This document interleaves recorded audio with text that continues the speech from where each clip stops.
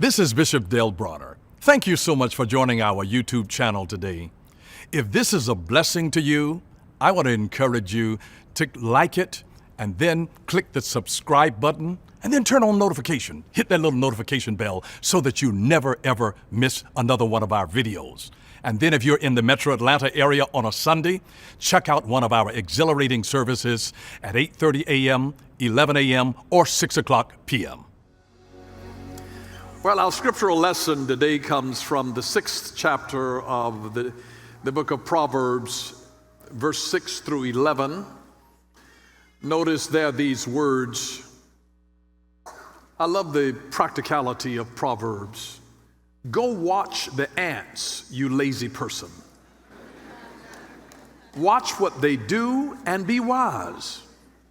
Ants have no commander, they have no leader or ruler, but they store up food in the summer, they gather their supplies at harvest.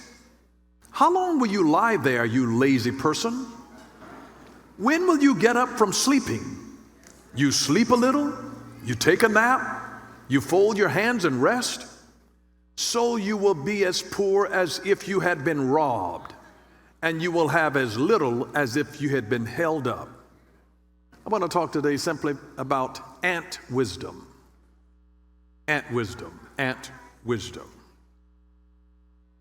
Here the writer encourages us to study the behavior of ants of all things. These little creatures who, without having a leader or a commander, are able to galvanize themselves on a mission and accomplish a particular goal.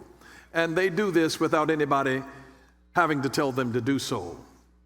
That means they must have something to teach us. The writer here says, go you sluggard, you lazy person, and study the ants, observe them, consider them, pay attention to them, notice them, and learn from them. And then it says, and be wise.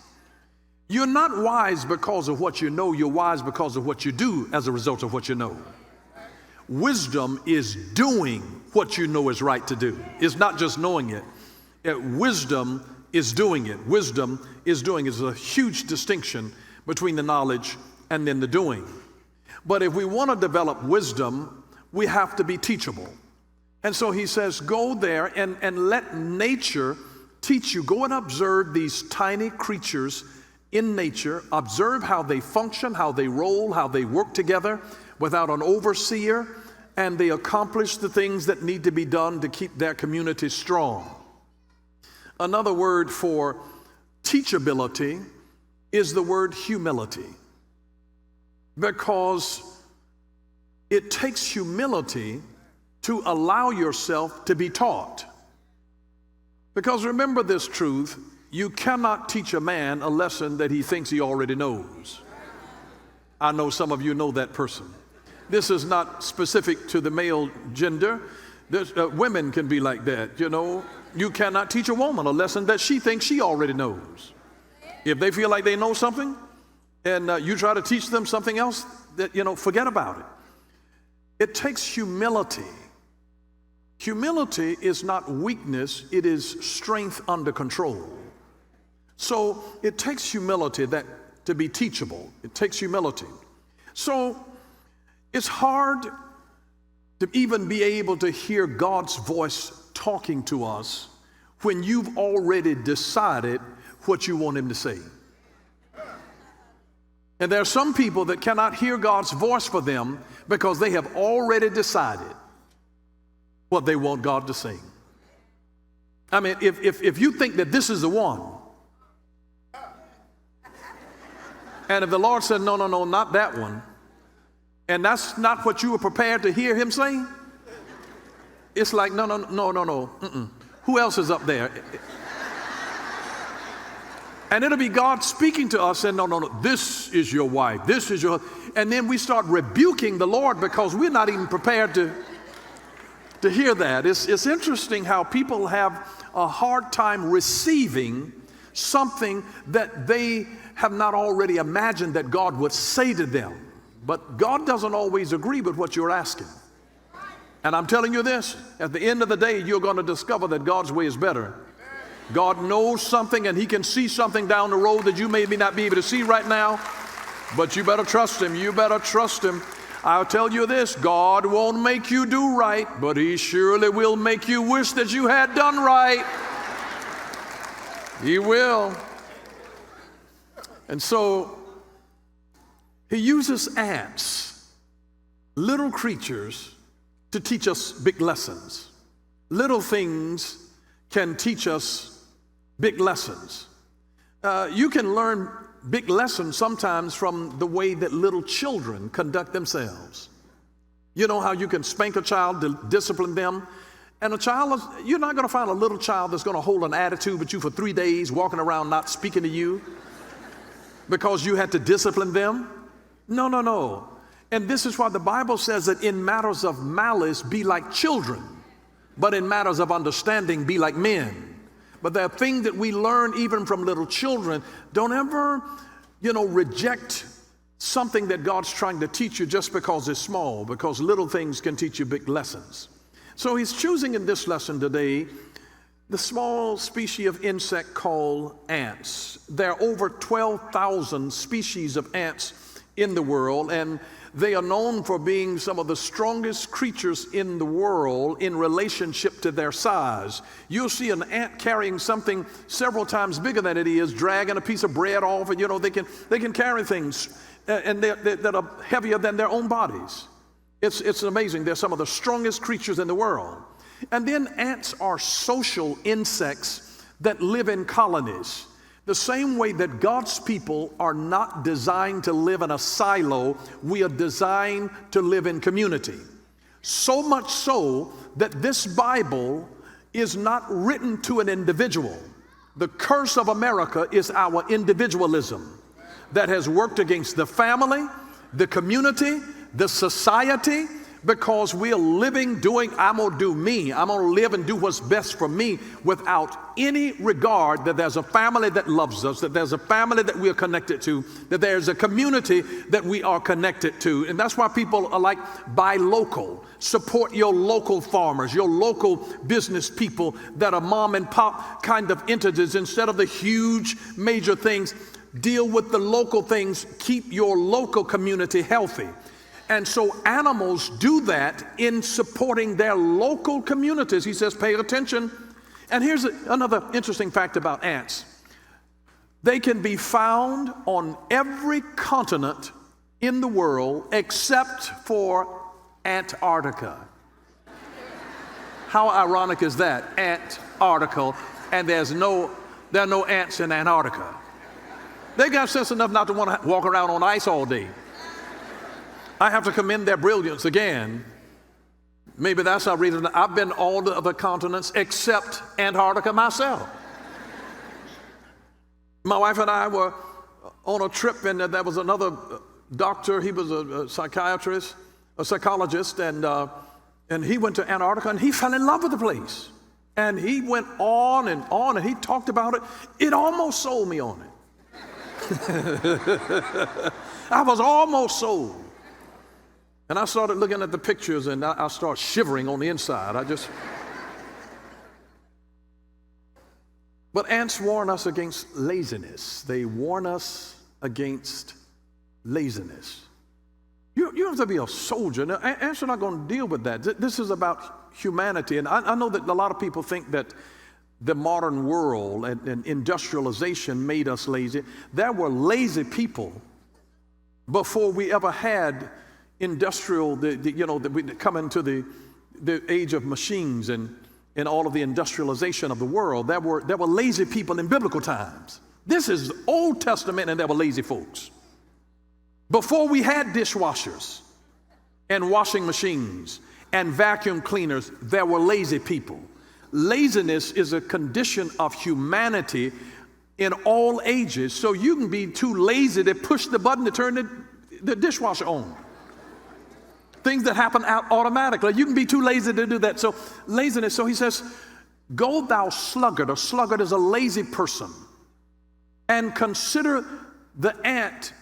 Consider her ways. And then he says, learn something from her and be wise. Consider her ways, how she's diligent to be able to build these colonies, to do all of this, to go out and forage for food, to be able to have the young. Study how she handles her business and then imitate it. Be wise. Take her wisdom and let it become yours. So that's why we're dealing with ant wisdom today. It's interesting that the word lazy comes from a word, another word for that is the word indolent or indolence, which means literally avoiding pain. Lazy people are those who are avoiding the pain of work. But here is the irony of it all. This is just like a paradox.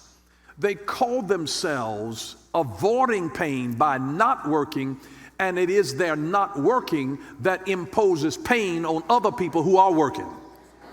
Their avoiding pain causes pain for other people who are going to have to work because you didn't take the trash out. Now somebody else has to cover for you because you were avoiding the pain, and now you're creating pain for someone else. Know anybody like that? That ever created work for you, leaving clothes all over the floor? Their laziness, their indolence of avoiding the pain of bending over and picking it up themselves, now they created pain for someone else, getting out of the tub and leaving a ring there for somebody else to have to. We had a young lady in our home one time, and she left this big black ring around our tub. My wife told her about it. She said, excuse me. And she promptly instructed my wife and told her, she said, this is your house. I guess she hasn't been back to dinner.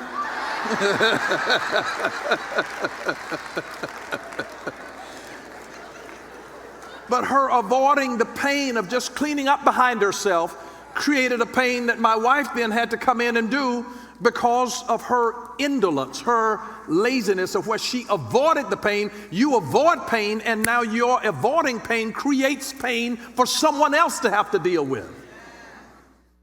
Just keep looking forward, because everybody knows a lazy person in their family. Some of you all are married to lazy people that still, just keep looking forward. No elbows, please, no.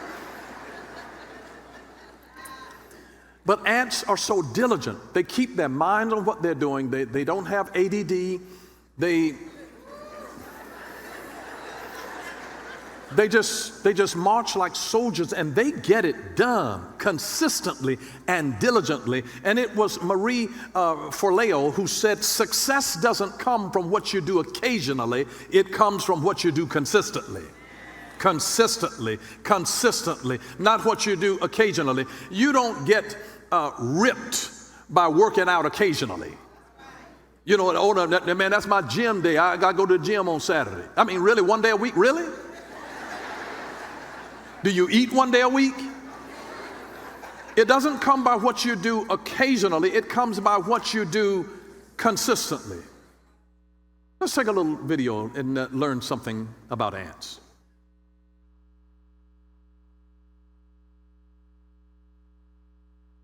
98, the amazing army ant. So called because they wear cute little hats and boots. No, we do not. You will address us with respect. Oh, sorry. Sir. I mean, sir. Army ants march over the jungle floor, killing everything in their path. I should have taken the other path. Oh. You'll find them in tropical rainforests, where they're very important for the ecosystem. But they don't build permanent nests. Oh, no wonder we're feeling so antsy. Each colony has different ants with different jobs. Oh, here's a nasty one. The soldier ant. Get off our path, human weirdo. Thank you. And the forager ant, who basically looks for food. What are you doing? Simon's got his head stuck. Oh, dear. Stop doing that and finish liquefying that grasshopper so we can eat it. And will you please stop kissing me? Sorry. And these are nursery ants. They look after the little tiny babies. Last but not least, Her Majesty the Queen. Everything revolves around her. Exactly. Now off with his head. Each ant knows exactly what they have to do. They talk to each other by leaving chemical trails. Ew, I'm not following that. These trails help them to join together using their own bodies to build their giant nest. They keep it together until the queen lays her eggs, and then they break it down and move on. Oh, we just built this. They might give you the creepy crawlies, but the army ant is quite an amazing animal.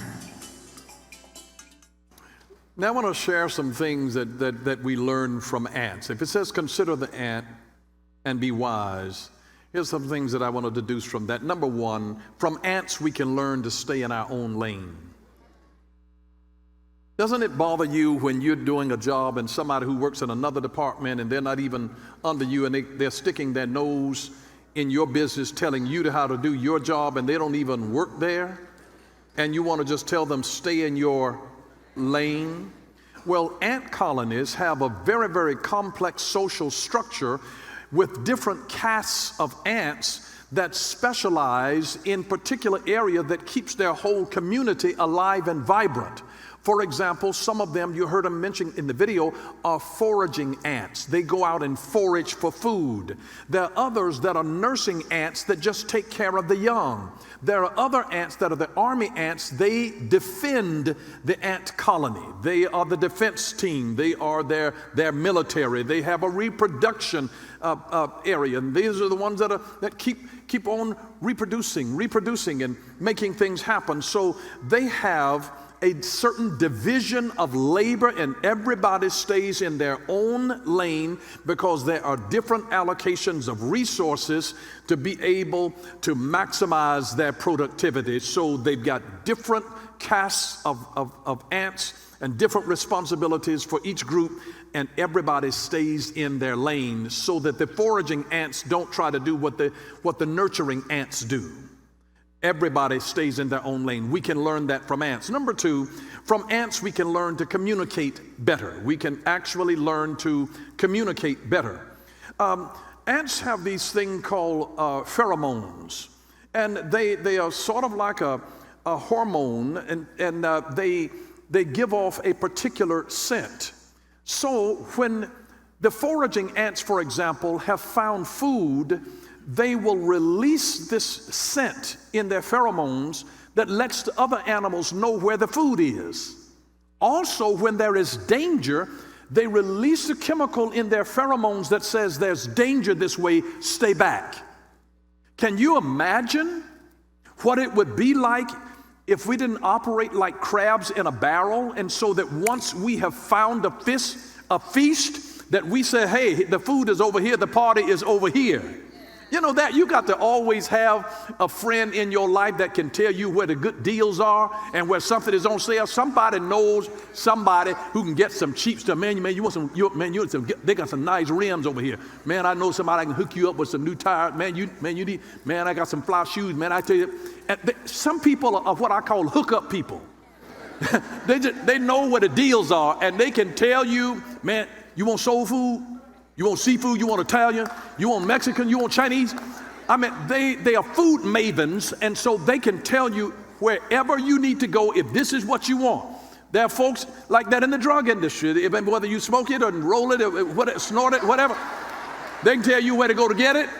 I mean, so these ants, they have a communication in what they release, that if I found food is this way, they leave it in a scent trail that lets them know the eating is this way and the danger is here. So if something frightens them, they will release pheromones that let them know there's danger this way, don't come close. Turn back, run for your life. Humans have contaminated the area. Somebody, they watch their cousin go under a person's shoe. They would release then some pheromones that you stay away from this territory. They are great at communicating about not only the blessings but also the dangers. That's a good friend. That is a blessing that'll tell you where the blessings are, and they will tell you where the danger is, and say, listen, this is what you want to do. You want to build your life on something solid, but listen, stay away from this type, because they will ruin your life, and you will be sad that you ever met them and brought them home, gave them the time of day. You will regret every day that you were in relationship with these. That's an incredible kind of communication that they do without ever having to open their mouth. So they're great at communication. Number three, from ants we learn problem solving. Problem solving. If you're going to ever do anything of any magnitude, you're going to have problems. There will be problems. Trust me. If you're going to do anything worth doing, if you're going to have anything worth having, you are going to experience problems. If you go to school, you're going to have a problem with a teacher. You're going to have a problem with a project that is due. You're going to have a problem with a paper that you need to write. You will have problems. Problems are normal to life. You will have problems. But ants are brilliant in their problem-solving skills. They are known for their ability to be able to solve complex social problems collectively as a group. For example, ants know how to actually work with their bodies so that if there were something that they needed to do and all of a sudden the surface has run out, ants can extend one body over the cliff and then another one come and get on top of that and still hanging out over nothingness, and another one over nothingness, and they use their bodies to build a bridge. They don't come there and say, well, we can't get over there. They use problem-solving skills and use their bodies to build a bridge to get across barriers or to avoid areas of danger. And this is why, again, the writer is telling us, go there and consider the ant, consider her ways and learn from her and be wise. Imitate her, do those kinds of things. Number 4, from ants we can learn adaptability. Adaptability is this old saying that says, blessed are the flexible, for they shall not be bent out of shape. Blessed are the flexible. Ants are flexible. They are flexible. So that if they get in a pickle, it's pouring down rain, and they had not banked on rain coming. So all of a sudden what ants will do, again, they will join their bodies together in such a way that it creates buoyancy. They make out of their bodies a floating kind of a boat. And it is there to protect the queen and the larvae. Isn't that amazing that they are protecting their leader and they're protecting the young, the vulnerable, the future? They are protecting that with their bodies, and they will let them float on the buoyancy of their bodies that they have arranged in such a way through their adaptability that they will carry them until the floodwaters are no longer a threat to their community. They adapt themselves to become a boat. So sometimes you're in over your head, you do what you need to do, you become what you need to become. I mean, you didn't know how to do hair until you had a child. And somebody was doing your hair, now you're doing somebody's hair. Not because you wanted to be a beautician, but you had a child with some challenges.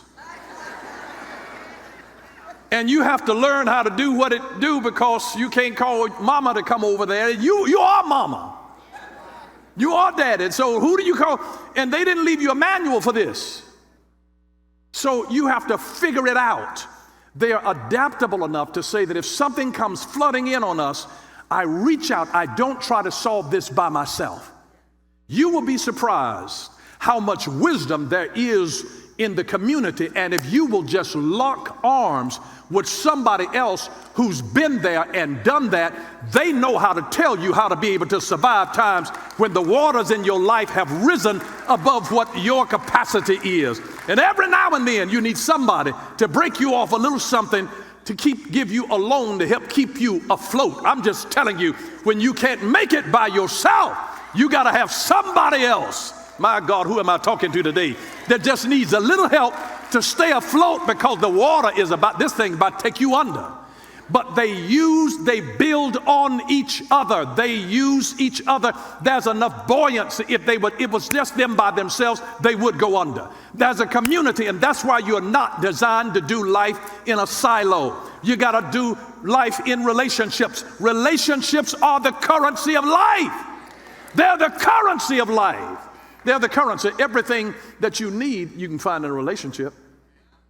And sometimes when you think that you've got to be all of that all by yourself, you're mistaken because you're not tapping into the resources of the relationships. God's answer to every problem is always a person. It's a person. God's answer to every problem is always a person.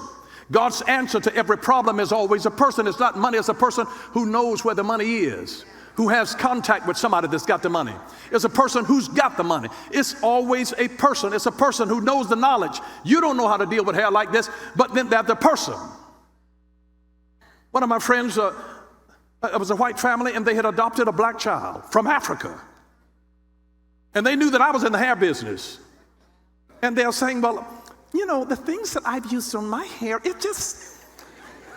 And they were trying to be tactful about how to work it out. And I said, let me tell you what you need to do. And the next time they saw me, they said, you got to tap into your community.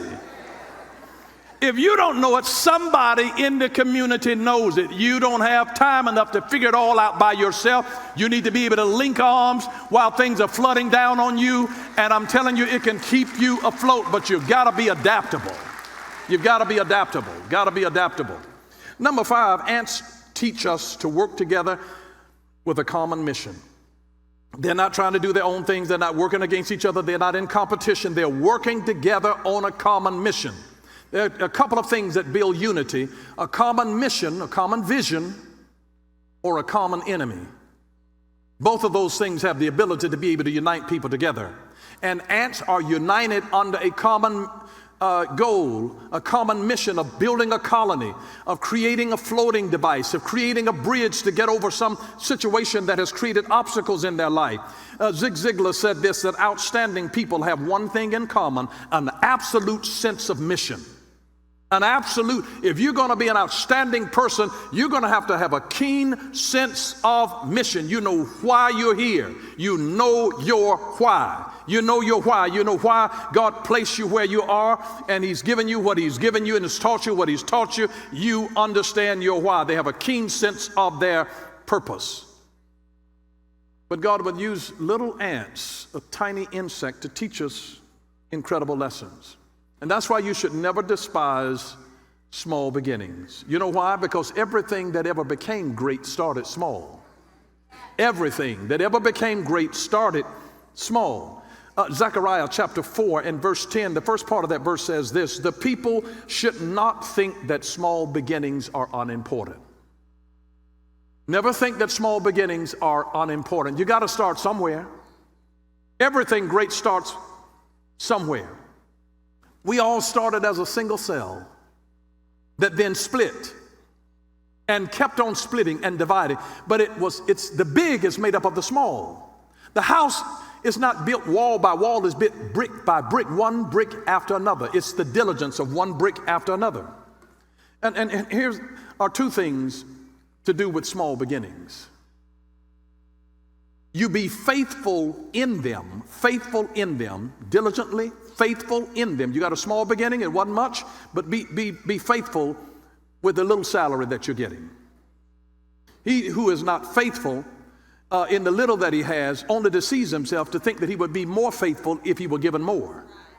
Faithful in the little, be faithful in the small beginning. And number 2, be grateful for them. Be grateful for your small beginning. Be faithful in them. Be faithful with the little. You don't have a 1 pair of shoes, take care of them, keep them clean. Be faithful with them, and then be grateful for them. Don't curse that because you don't have the shoes that somebody else has. Be grateful and be faithful. You be faithful in what you have that's small, and be grateful for it. Gratitude creates a bridge over which future blessings will be brought into your life. That's the power of gratitude. So if you've got something that's small, you started off a little small business, you're doing a little something on the side, be faithful in that. Be faithful in the little bit that you're doing, and then be grateful for it. Be grateful for it. Be grateful for it. Be faithful and be grateful, no matter what it is. Be faithful and then be grateful. You may not have much, but be faithful with that little bit, and then God will bless you to be ruler over much. But the qualification that God will use in terms of giving you more is how faithful you have been and grateful you've been with the little bit that you have. So it teaches us that. And I love something that Melody Beattie said. She said, gratitude unlocks the fullness of life. It turns what we have into enough and more. Gratitude turns denial into acceptance. It turns chaos to order. It turns confusion to clarity. It can turn a meal into a feast. It can turn a house into a home and a stranger into a friend. Just being grateful. I love that. I love that. I mean, be thankful. It may just be a cheese biscuit. But with thanksgiving, if you got gratitude in your heart, it's like, I mean, you will just, Because if you're out in nature and you got to eat a grasshopper starts looking good to you. And if I got a cheese biscuit, that's going to be like a filet mignon with some shrimp etouffee on top of it. Because I'm not into insects. And I've been places where they eat grasshoppers and ants. But I didn't have an appetite for that. Just give me a piece of bread, But isn't it interesting that just as these ants are able to build what they need to build and they don't have a commander, an overseer, it's telling us something about being a self-starter and initiative. And listen, that's how people in leadership identify future leaders, are people who are self-starters and who take initiative. If you ever want to be considered for a promotion, just in the quietness of your being faithful of a small beginning, be faithful and grateful. You don't know who's watching you. And be a self-starter. Don't let anybody have to tell you about it. I mean, I've had teenagers that have told me, man, my mama, she's so mean, she's strict. She won't let me do anything. She won't let me go anywhere. I said, you know why? I said, because you've been acting like a child. I said, here's a strategy. If you want more freedom from your mother, start acting more responsibly as a son or as a daughter. And the more responsible that you are, the more freedom you get. I said, don't wait for her to tell you to clean your room. Don't wait for her to tell you to take the trash out. Don't surprise her and have the kitchen clean. I'm telling you, the more responsible that you are, the more freedom that you give. It's irresponsible to give freedom to an irresponsible child. So if you want more freedom, be more responsible. It's a principle. Listen, that's a principle. I didn't establish the principle. I just found out about it. I mean, whatever. If you need more freedom on the job, if you can become more productive when they are not standing over your shoulder, they'll say, you know what? Because if they let you work too much from home and your productivity goes down, bring your behind back in the office. Are you listening? Responsibility equals freedom. Responsibility equals freedom. If you're a self-starter and if you take initiative, not only is it freedom, it's promotion. Because now if you could be responsible to be a self-starter without having anybody tell you to do this, that's somebody that I can bring in and make them a leader in the organization. I mean, this is a master class. This is a master class. Let me tell you this. What makes a person a master is not a master because of what he knows. A master is a master because of what he shares. You're not a master if you keep everything to yourself. You're not a master if you're just a know-it-all egghead. You're a master when you make somebody else. Are you listening? I just want to equip you. I want to be able to capacitate you. I know more now than I knew when I was 30 years old. I can help you better. My vision, I've climbed up the mountain a little bit now, and it gives you a better panoramic view. You always need somebody in your life that has gray hair or no hair. It ought to be gray up under the color, up under the wig or wherever, but you need somebody that has. It'll help you to build some bridges and some boats and navigate some situations. Are we helping anybody?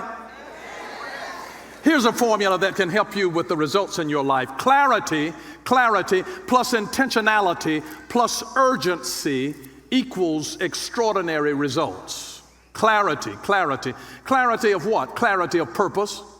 If you're taking notes, notice that you can screenshot that, but notice clarity is about purpose. You're clear about your why. Intentionality is about focus. Where your focus goes, energy flows. So I'm intentional with how I use my time. And then urgency is about timing. It's about time sensitivity.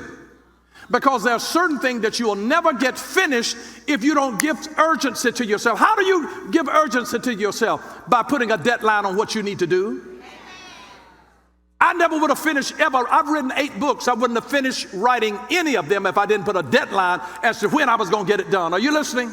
You got to create urgency.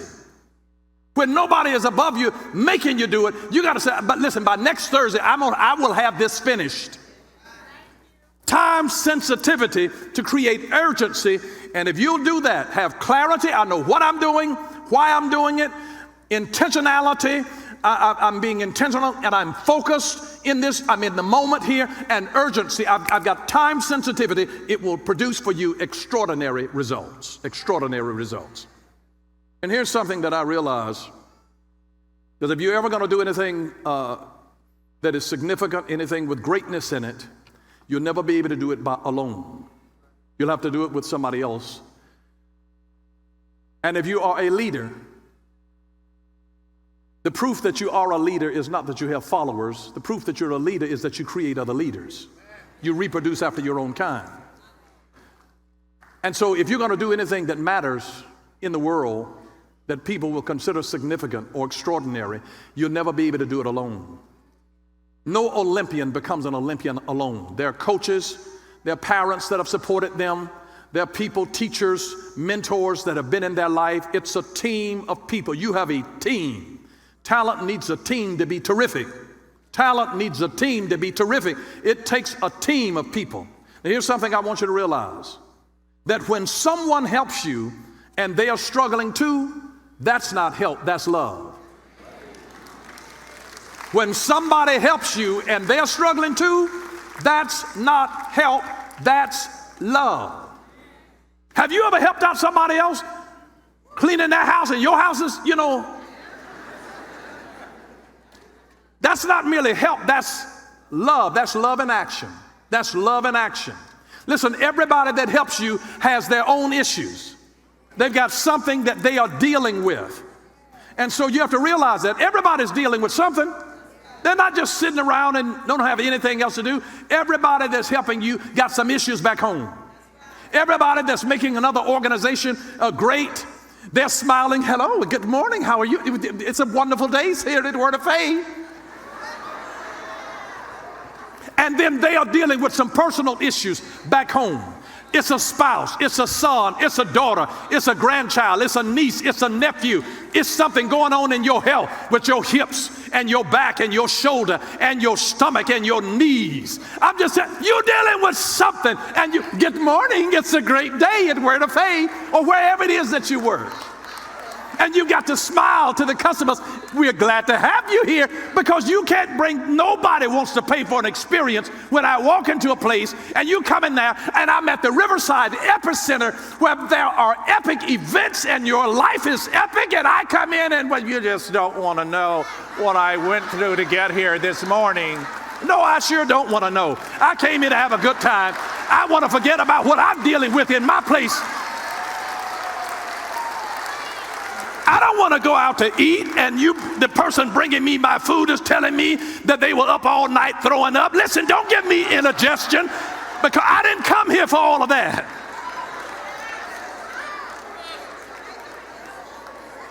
Everybody who's at Chick-fil-A saying it is our pleasure, they got some unpleasurable things that are happening in their life. Who am I talking to in this place today? Well, you got to smile at work and act like everything is hunky-dory, and we're glad to have you here. And when the last customer leaves out, thank God they're gone, but just make me feel like it's a wonderful day and that things are wonderful, and make me believe that it is your pleasure. Just make me believe it, because that does something not only to you, it does something to me and everybody that services you. But just, I'm reminded that every person who's encountering my life is dealing with some hard battle. And while they are everybody else's helper, and everybody else's strength, and everybody else's counselor, they're the ones that you run to when you have trouble. But it took me a little while being at one of my regular doctor's appointments and noticing that my doctor was sniffling. And how in the world are you going to treat me and you got the same thing that I'm dealing with? I mean, his humanity didn't exempt him from disease. He was still vulnerable, but yet he was still there on the job trying to serve other hurting people. And I didn't go there for him to tell me that he had been up all night. I need help. So there are certain times that you have to just sacrifice. But you have to realize that whenever you help, when you help, they're struggling with something too, and that's really not help. That's love. That's love. So they've got their own set of issues. And it's not always easy to help other human beings and to be helped by them. You know why? Because people are wounded. They're wounded. And whenever you have wounded people have to be triaged. That's sort of a medical term. Like if you're in the military and people are soldiers are wounded and they're coming in, you have to triage them so that you assess them for the critical nature of it, that say that this is urgency. You have to assess them for urgency, because if they come in and they're not breathing, or they've got wounds in them and they are bleeding out, the circulatory system, they do the ABCs. The airways must be open, the breathing, they must be breathing, and their circulatory system, make sure that they've not been shot up and they're bleeding out somewhere. So they are assessing you in the triage center for the urgency of your situation, the kind of treatment that you need, and their ability to be able to provide that treatment. So they are assessing several things to say, okay, you're hurt, but this is not deeply critical. And then now you got a minor situation because your wife slapped you and bust your eye. So you go in one area for the minor things, and then for the sort of medium things, and then for the deeply critical. So you have to triage people. You can't just treat them all the same. They're dealing with different things. And so the very people that are involved in your organization, your co-workers, the people sometimes that are always in your family, the folks that you lean on sometimes for strength, they're dealing with their own issues. And so you have to triage them before you can actually help them, or else you don't know how to help them. You become overwhelmed. It's a system of organization that says this is minor, this is medium, and this is extra strength. This is critical on this end. They have to be triaged. Well, we need to determine, when people are coming into our life, we need to determine if the person wants to be, number one, helped. Because not everybody comes to you really wants to be helped. And when I say help, I mean given a practical solution. Help is a practical solution. Just like, you know, when somebody says we'll work for food, it's really not for food, it's for money. And it's really not to work, they really are asking for a donation. I mean, you have to read it for what it is. I mean, I stopped one of these dudes one time. I said, you know what, I got some leaves need to be raked up. You want to come over here? Then they start, and I'm like, your sign says we'll work for. I mean, do you really want to work for food? They don't expect anybody to actually say, hey, hop on the back of the truck here. Yeah, come here. I got some stuff I need you to move and pick up and clean up around here. Hey, come on, you got some buddies? They just want you to hand some money out of the window. So not everybody that comes to you really wants a practical solution. See, I triage people. I know that they're damaged, so I'm assessing several things. I couldn't do this when I was 30. But so I asked myself, we need to determine if the person wants to be helped. A practical solution. Number two, if they want to be hugged. Because sometimes they've just been slammed by life and they just need a hug. Sometimes they've experienced a death in the family, a shock. Sometimes it's just overwhelming, the demands, and they're just breaking down because they've done stuff and somebody blessed them out at work, and some customer chewed them out, and somebody wrote something negative, and they feel unloved, and they just need to be hugged. They're not looking for a practical solution. They're looking for a hug. It's like, oh, there, you come in, they know that you don't been messing with somebody in the midst with my baby. They just need a hug. It's emotional support. And if you try to give me a practical solution, when I came to you for emotional support, I just need a hug. I just need to feel some arms around me to feel like I'm safe, that I am cared for, that I am wanted, that I'm warm. I want to feel some arms around. I just need a hug. I just need a hug. And I'm not talking that foreplay. I'm talking about an authentic hug that just shows you care and affection from somebody who cares about you. So some people, when they come, they need help. Others need a hug. Thirdly, they need to be heard. They just want to be heard. And see, those of us men, we are oftentimes guilty of this, because the women in our lives, when they come, and it's like, well, Susan came into my office today. I mean, I had already just finished my work, and I just, I had come in early that morning. I got there at like 6:30, and I'd been there, and Susie comes into my office at like 4:20, and I get off at 5, and she asked me if I could help her to do so-and-so. And so now the husband is saying, you need to tell Susan you tired, and you done finished your work, and you've been there since early, and we're working on a practical solution but she's not needing a practical solution. She just wants to be heard. She's frustrated. She had a long, tiring, exhausting day. Some disappointing things happen, and she just needs to vent. She'll be okay, but she needs to vent. She doesn't want her venting to be interrupted as though it is unimportant. Her venting is her therapy. It is taking the top off because there's some heat up under there and it is boiling, and if you don't let her get that steam off, she's going to explode on you later in a way that is scalding and it is dangerous. So you need to let her vent so that that heat that's been building up to volcanic levels, a volcano is not looking for you to talk about a solution.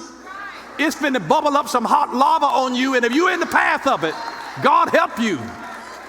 So just use your ears, because what they are looking for at that time, you got to recognize when somebody is talking to you looking for a practical solution, and when somebody is actually just needing to vent so that they can be heard. And so when you give a solution, when they are just looking to be heard, you've just insulted them and said that how I feel right now doesn't matter. And this is a way of saying, I see you, I hear you, and I care for you. Go ahead, just let it out. Go and let it out. Let it out.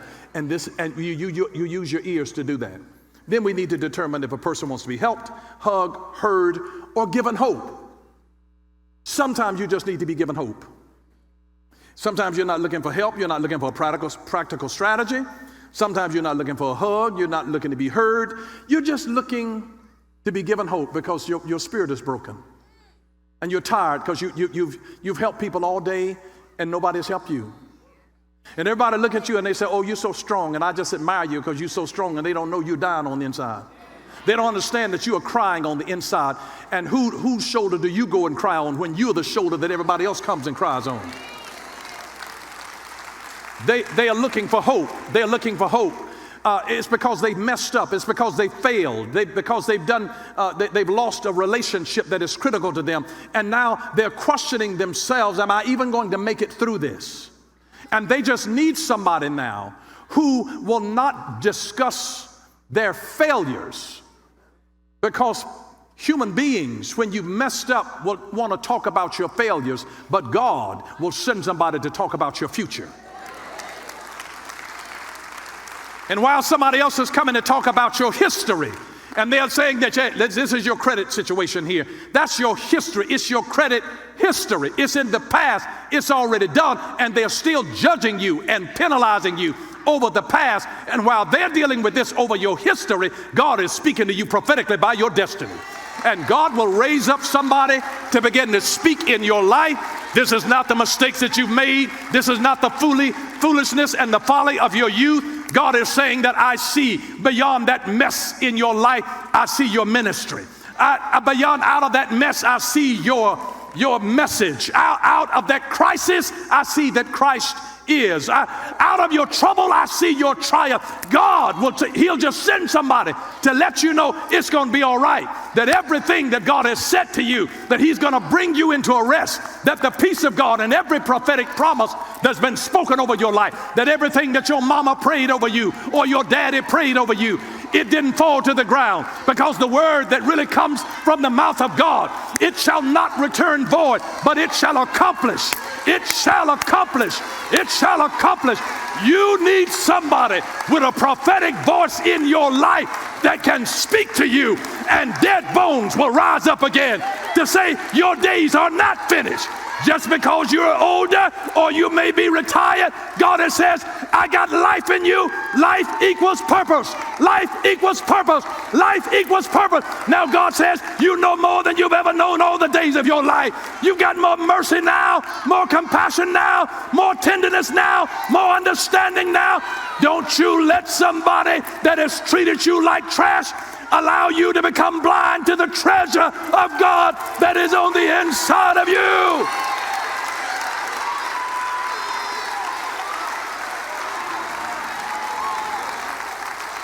Sometimes that's all that you need, is just to be given hope. So sometimes hurting people need a prophetic word of the Lord. They need a prophetic voice that can speak encouragement. Encouragement is oxygen of the soul. And sometimes when you don't have anybody, after you've been encouraging everybody else, there's nobody there to encourage you.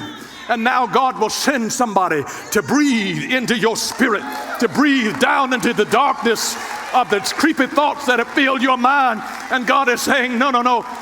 You need this now. You've been given out. Let me breathe into you. Let me breathe into you. Let me restore you. Let me build you up. May I edify you now. Maybe now, may new life, all that you poured out now, God begins to bring divine restoration in you and through you. Sometimes you just need to be given hope. Sometimes determine whether they need to be helped or hugged or heard or given hope. Or either some people are just trying to be a hostage taker for someone's attention. They don't want any help. They don't want to be hugged. They don't want to be heard. They don't want to be given hope. They just want to take your attention and make you their hostage. These are narcissistic people. They don't care how you feel. They're just a hostage. They want to take you hostage and hog your attention. They don't want anybody else to take it. I told the earlier service that a lady some number of years ago asked for a meeting with my wife and I. I rarely do that. And we did it, and she took us hostage. Everybody else had left the building. We were in there under hostage situation. She kept running her mouth, and she just wanted attention. After I realized that she never gave us space to say anything to her, I'm like, this is not but she didn't come for help. We're hostage. I mean, I knew that something was wrong when I started having suicidal thoughts.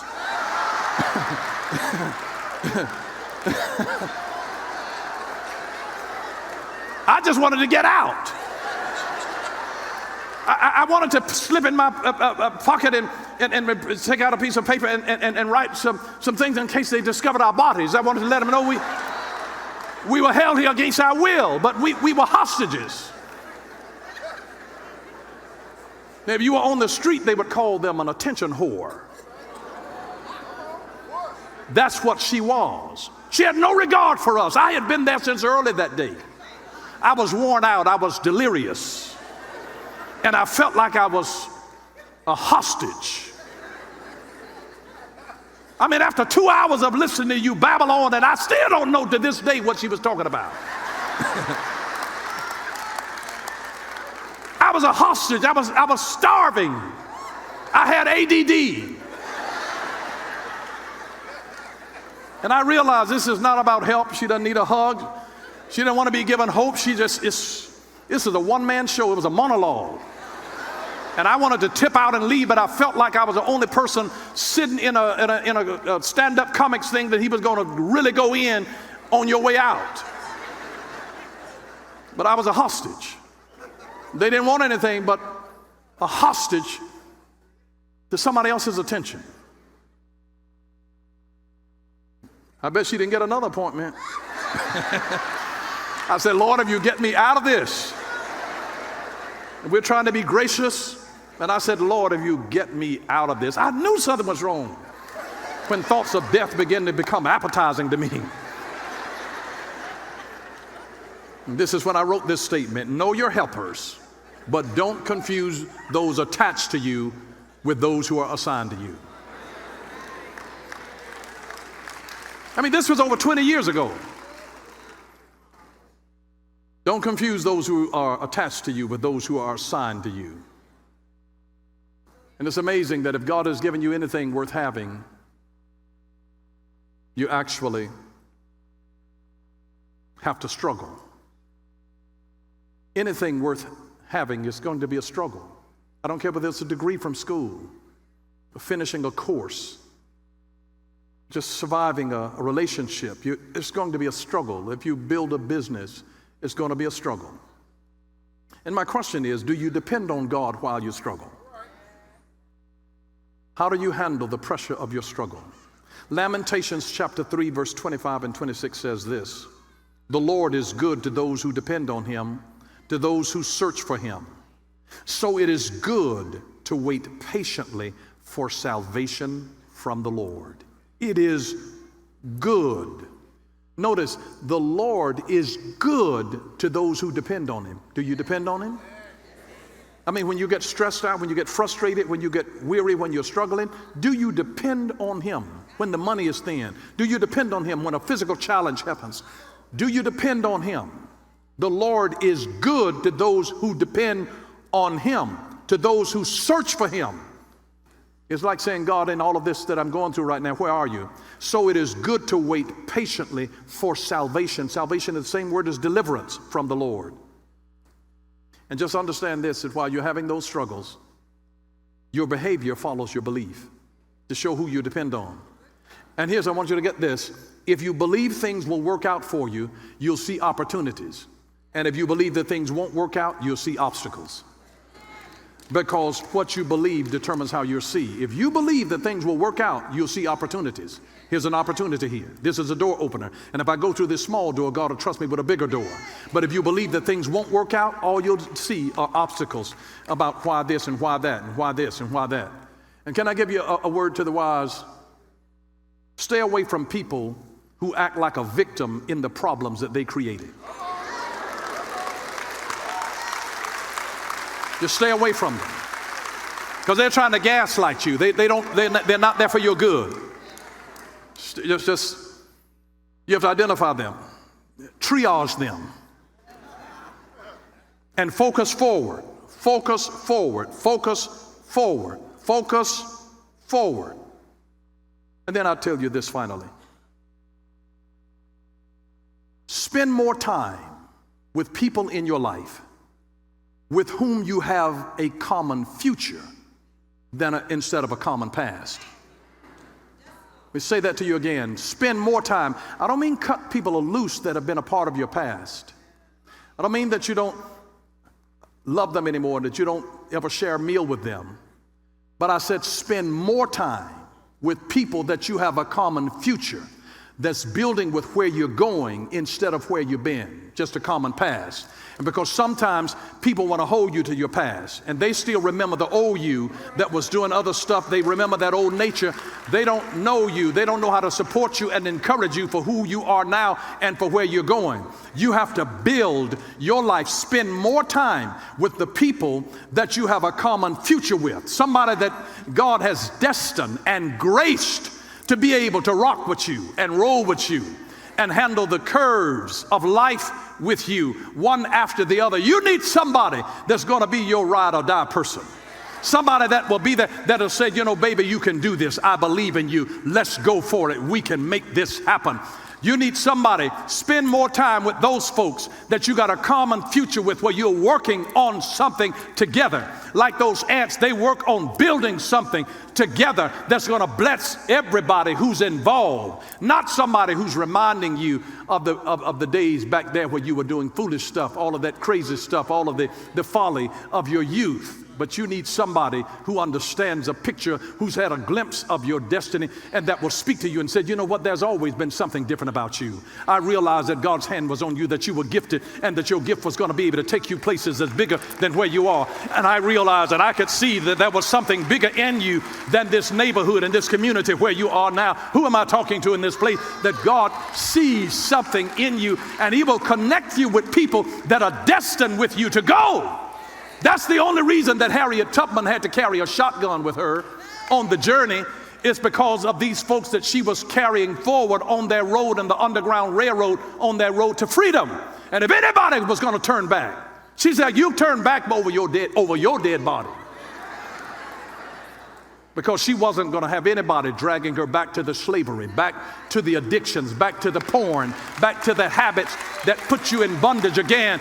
He said, I've got somebody that's got the promised land, a place of freedom on them, and they're willing to lose everything in order to get something. And you got to have people that can see the thing that you're going on your Underground Railroad to a place of victory and freedom that nobody else can see. But the folks that still back on the plantation, you can't take them, because they are more in love with security than they are with opportunity.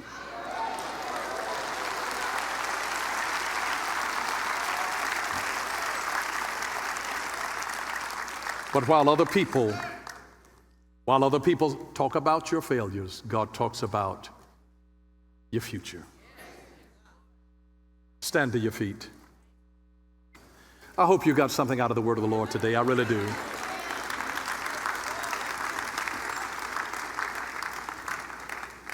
Our God is such an awesome God. He loves us in an incredible way. And I just want to encourage you to ask God, Lord, turn the searchlight of your word onto my heart. Help me to see the things that are on the inside of me that I need to deal with. Help me to be able to learn from small things that are in my life, small things that you're doing. It may start small. And this is why the scripture reminds us that though your beginning was small, don't despise the day of small beginnings. Don't despise the day of small beginnings. Everything that became great started small. Everything, without exception. The only place that you start out on top is when you're digging a hole. And God's message to us is a call saying, come up hither. We're asking God, Lord, turn the searchlight of your word on me. God, show me my thoughts, my ways, what I need to change, Lord. I want to consider the ways of the ant and be wise. I want to apply that wisdom to my life. I want to grow. I want to become diligent. I want to become a communal person. Well, I'm living for more than just myself, but I bring a value to the community. That I make my surroundings better, my neighborhood better, my school systems better, because I'm involved in my community. I don't sit on the sidelines. I pray that God will show you how and where you can make a difference. And you're being faithful in a little thing, just a little thing, a little thing, a little thing. It's when a small restaurant was serving pancakes, and they had a maximum in the morning of maybe 300 customers, until a traveling salesman came by one day, and one idea revolutionized their whole life. The pancakes were so good, and people would come from near and far to experience them. And this traveling salesman came, and he said, this is so good. And he gave the owner of that little establishment 2 words that took him exponential. He said, box it. Box it. Box the pancake formula. Box it. And then it became available in grocery store shelves across the country. And they could only feed 300 in that little place, but because they were faithful to do that, and they made them as though they were the last people on earth, and God made them ruler over many on grocery store shelves across the country. What is it that God can trust you with that's small now? that if you're faithful to it, the favor of God comes on your life by being faithful in unseen places. If you'll be faithful while you think nobody else sees you, God sees you. God sees a faithful person that gets there on time, that puts in the work, that gives you more than they're even paid to do. God sees that, and He will reward that, I'm telling you. It never escapes His eyes. And God will bring opportunities.